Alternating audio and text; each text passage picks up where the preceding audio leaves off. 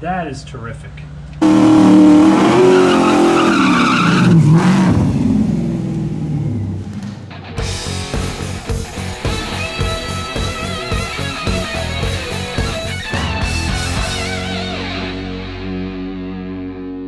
Alright guys, welcome back to another video. Today we're going to start pulling the transmission out of the Camaro. You can see we're already set up on the quick jacks. What I ended up doing here was just slipping some thin wood under the back piece here, because you could see where there's kind of this crack. The only on this side the ground kind of goes down, and when the actual weight of the car is on the locks, there's kind of a space in the back here. So all the weight is actually being focused on the front part, because I noticed as this goes up, there's no gap here.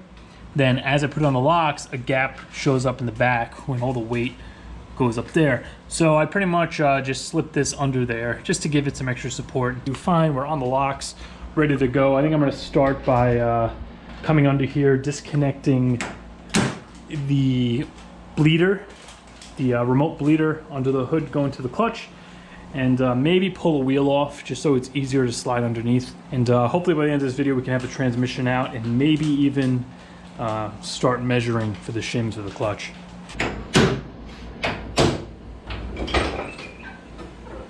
So I already have the bleeder out of the way here. That's loose. That's really the only connection that's coming up here. There's no dipstick or anything like that. So let's pull a wheel, hop underneath, and I guess we gotta get that Y pipe off first. All right.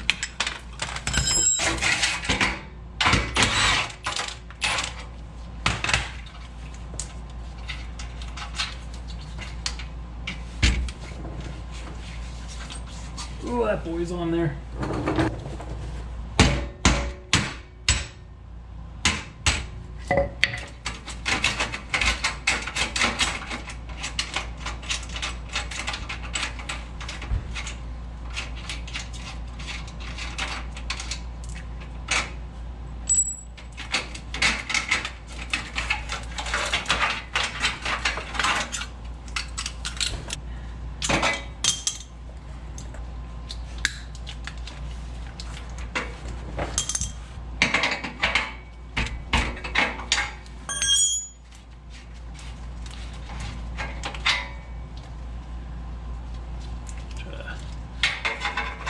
This out of the way. Let's stick them in the frame. I guess we'll pull the clamp here off first. You know what? This is, I think this is a 15. All right. Let's take the support down.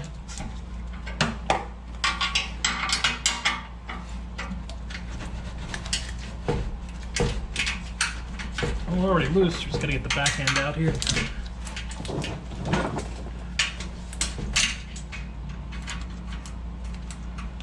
Alright, I'm gonna go grab a 15.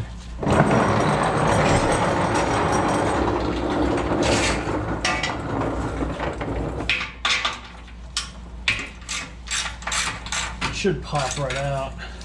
Hopefully.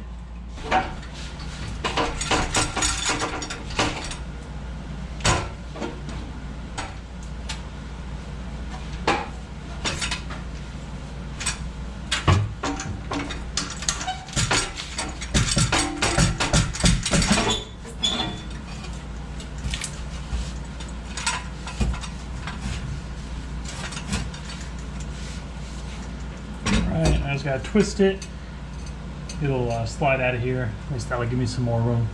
I mean, if I didn't have to pull the whole thing, it's easy enough just to kind of do what I did there. Just drop it down and I can gain access to the transmission mount and all that stuff. But we gotta pull this thing, so.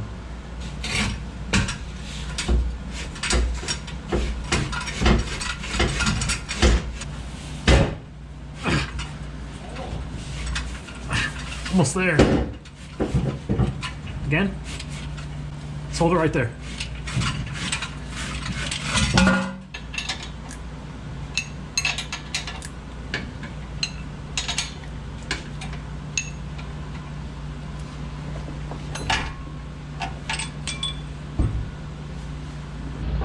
All right, so I got it jacked under the tranny. I just removed the bolt from the mount so it'll lift up.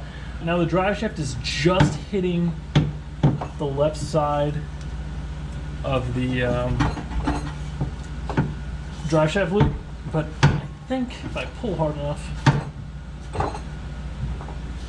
I can get it out. Ugh.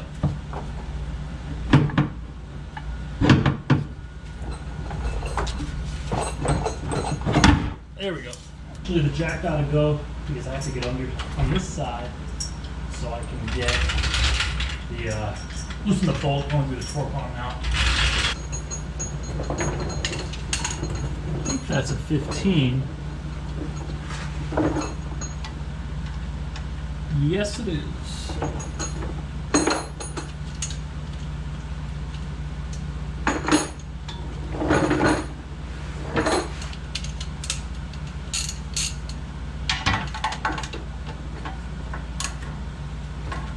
Perfect.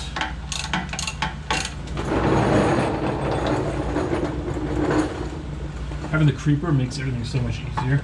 Now with the exhaust out of here, I can work on the creeper. It's still a little tight, but it's way better without the exhaust in the way.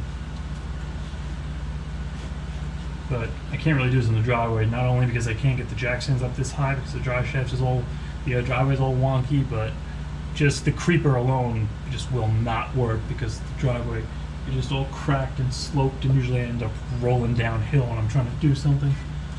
Well, this end's good. We'll zip the back out, pull this thing out, and there's a couple of zip ties. I got to take off transmission housing for like the harness and everything is kind of connected to it. And then it's the hydraulic hose, which I'll probably pop off right now. I don't want to get fluid on me though. I'll have to put a little drip pen or something on there. And then we got to unbox that jack, get it onto here. Hopefully there's enough clearance with it on the jack where I can lower it down and kind of roll it out. Otherwise I'm going to have to lower it down, move it, knock the tranny off of the jack, and then kind of slide it out from underneath.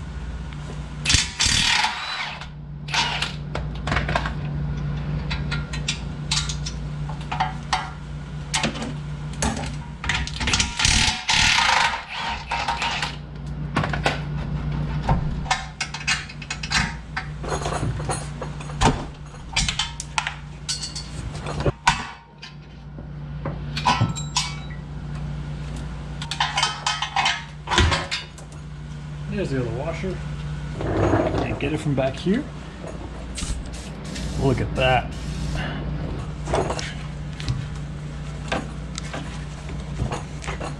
There it is. You see what I did here with this lock nut?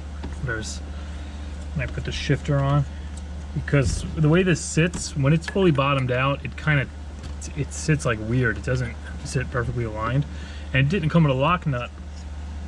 So I initially tried putting Teflon tape on here to put it on really tight, and I put it on with like a an adjustable wrench, but then after a while when you would shift, it would twist and it would loosen up. So I took this random nut that I found in my collection, and I just cut it in half basically to make it thinner so it's not as noticeable, and that just threads on there. Then I can put this where I want it, tighten this up, and it'll just lock against it.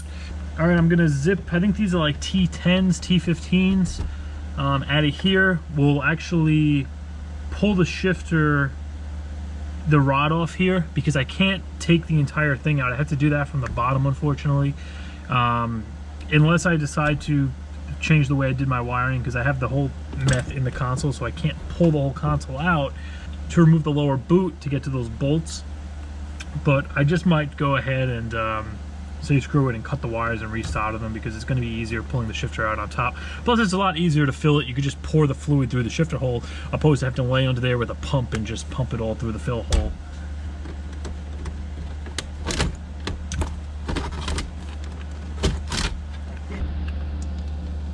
Yeah, after remembering I had to pull the radio and all that crap has to come out too, I'm just gonna do what I did last time here. So you can see the lower boot down here. This is covering the shifter and the bolts and stuff, and to get this boot out, this whole console has to come out because it kind of goes over the edge there.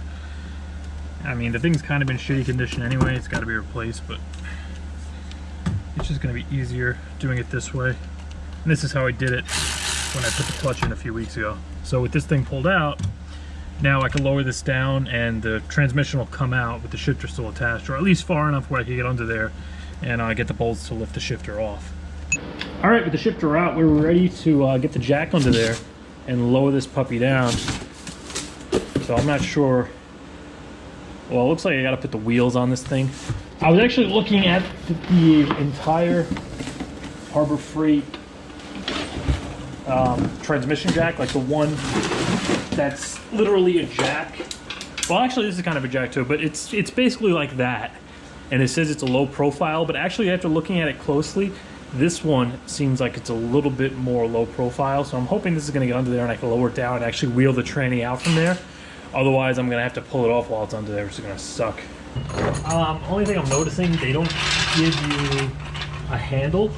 So I kind of made my own. I put grease on that like threaded shaft that's underneath, and then I made my own little thing just with the 1/2 inch extension and a wobble. So I think I'm gonna use the gun and just gun this thing up. But before I do that, I'm just gonna come in here and I have a couple of connectors going to the O2s and stuff. They're kind of clipped onto the tranny.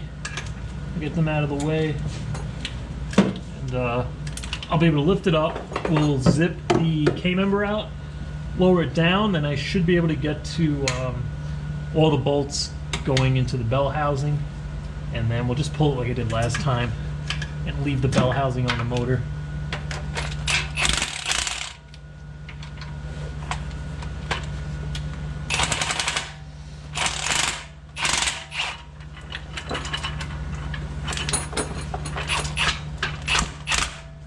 Fit surprisingly nicely in there.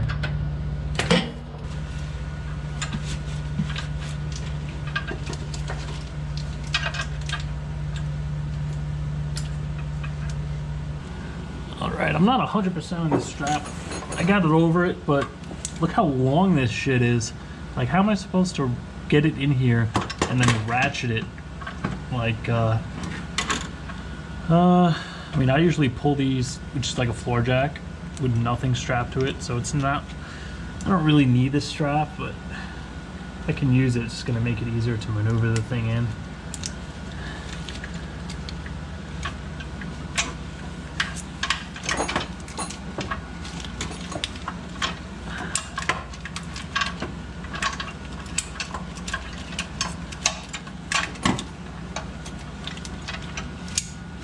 Screw it.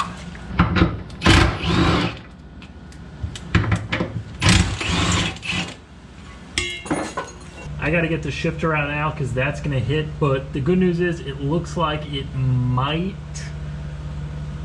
which, you know, actually might not clear the loop, because if this thing isn't going to go down any further, I'm going to have to just slide it straight back. Probably going to hit the bottom half of the loop. So I'm going to take the shifter off. I'm going to have to zip the bottom of this loop out. Yeah, if I could get that center console out, I could avoid this step right here. But to me, this is still easier. So this is what I did last time. I just removed the bolts and kind of shove the shifter up and out of the way. So now this is going to be able to clear the hole here.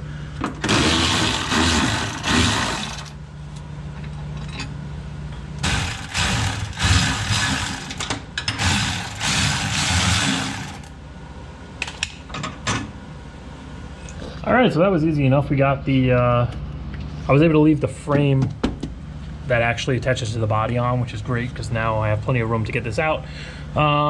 Let's lower it down as far as it'll go, and then I have to get in there with some extensions, zip the bolts out, go into the bell housing, and I think that's gonna be it. I'm not gonna record actually zipping these out because it's kind of tight under here, but for anybody who wants to know, I'm removing the bolts, these right here, because with the T56, it has a separate bell housing from the actual transmission. So that bolt there is an actual bell housing bolt, and they go all the way around. That actually bolts to the engine, and then the transmission itself separates from that bell housing, and those bolts are here. So basically I'm gonna remove these, pull this thing out, and the bell housing will stay on the engine where the clutch and everything is, and that's just gonna make it Easier to get to the top bolts in the bell housing later when I actually have to pull that off to get to the clutch to put the new bell housing on. All right, all the bolts are out. I got the weight on the tranny jack. And we're just gonna pull the thing back and probably raise and lower the jack until she's out. Wow, that was incredibly easy. Pretty much exactly how it came out last time. All right, let me just lower this down.